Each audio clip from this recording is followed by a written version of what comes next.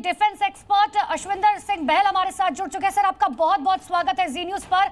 लेकिन देखिए, ये वायुसेना की वो ताकत है जो इस वक्त पाकिस्तान को देखनी चाहिए, क्योंकि वह वही पाकिस्तान है जो अभी फिलहाल भारत की ताकत से डर तो रहा है, लेकिन ये तस्वीरें देखकर वहां की सरकारों को आज नींद नहीं आएगी। देखिए, बहुत अच्छी चीज आपने बात करी। अभी ये दर्शा रहा है हमारी सिविल एडमिनिस्ट्रेशन, हमारी स्टेट की जो गवर्नमेंट है उसको कितना इंटरेस्ट है नेशनल सिक्योरिटी में।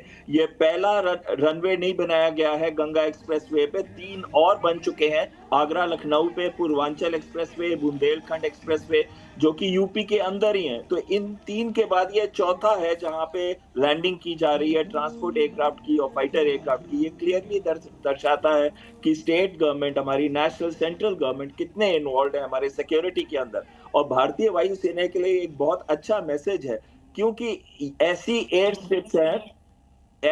स्ट्रिप्स की वजह से अगर कभी जहाज इमरजेंसी में हो तो यहाँ लैंड कर सकता है, या फिर अगर कोई युद्ध होता है तो उसके पास ऑल्टरनेटिव एयरफील्ड्स मिल जाती है। 28 ऐसी लोकेशंस पूरे देश में एयर मार्क की गई हैं सेंट्रल गवर्नमेंट द्वारा, रोड मिनिस्ट्री द्वारा।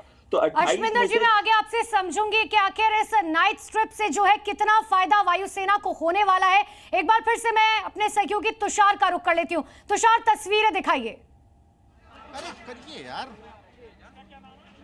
देखिए, आपको मैं दिखाऊं तो सुपर हरकुलिस यहाँ से गुजरा है। अब इसके बाद मिग 21 आने वाला है, उसके बाद मिराज आएगा। तो मैं आपको एक बार तस्वीर दिखाऊं तो देखिए, यहाँ पे रनवे की तस्वीर मैं आपको दिखा रहा हूँ। देखिए, बस थोड़ी ही देर में मिग 21 आने वाला है। काफ़ी लोग यहाँ पर एकत्रित है, स्कूली बच्चे यहाँ पर हैं। हालांकि थोड़ा सा डिस्टेंस बनाया गया है, क्योंकि जो यहाँ पर हैंगर बनाया गया है वो अलग अलग हैंगर बनाया गया है। बच्चों के लिए अलग से है, मीडिया के लिए अलग से है, इसके अलावा जो यहाँ के लोकल लोग हैं उनके लिए अलग से है। तो अभी बाहर निकलने की परमिशन नहीं है, नहीं तो मैं अभी और भी तस्वीरें आपको दिखाता। लेकिन आपको मैं दिखाऊँ तस्वीर तो कुछ ही देर में विजिबिलिटी भले ही 0 है, फिर भी जो हमारे फाइटर प्लेन है वो उड़ते हुए दिख रहे हैं, वो उड़ते हुए आ रहे हैं यहाँ पे। अब कुछ ही देर में मिग 21 यहाँ से आने वाला है। और ये एक ऐसा एक्सप्रेसवे है जो नाइट लैंडिंग कर सकता है, यानी कि रात में भी यहाँ पर एक्सप्रेसवे पर नाइट लैंडिंग की जा सकती है। मैं आपके पास लौटूंगी। Defence expert DK Pandey ji हमारे साथ जुड़ चुके हैं, जो ग्रुप कैप्टन है। बहुत बहुत स्वागत है पांडे जी आपका।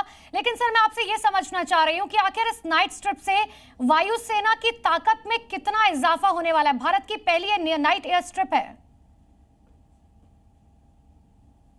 देखिए, बेहद और बहुत धन्यवाद इस पर चर्चा में बुलाने के लिए। निश्चित रूप से पूरे भारतवर्ष के लिए गौरवान्वित क्षण है कि हम अपनी क्षमताओं को और बढ़ा रहे हैं, स्पेशली जब हमारे यहाँ हमारी सीमाएं जो हैं वो इस समय तनाव पर हैं। लेकिन उसके बावजूद हमारी ये तैयारियों में हम कोई कमी नहीं करना चाहते, ताकि हम जो भी वार करें वो सफल हो। महत्वपूर्ण ये है कि जब भी कोई मिशन हम करते हैं तो उसके होती है कि जब मिशन में कुछ रुकावटें पेश आए, और जब रुकावटें किसी प्रकार की आती हैं, ये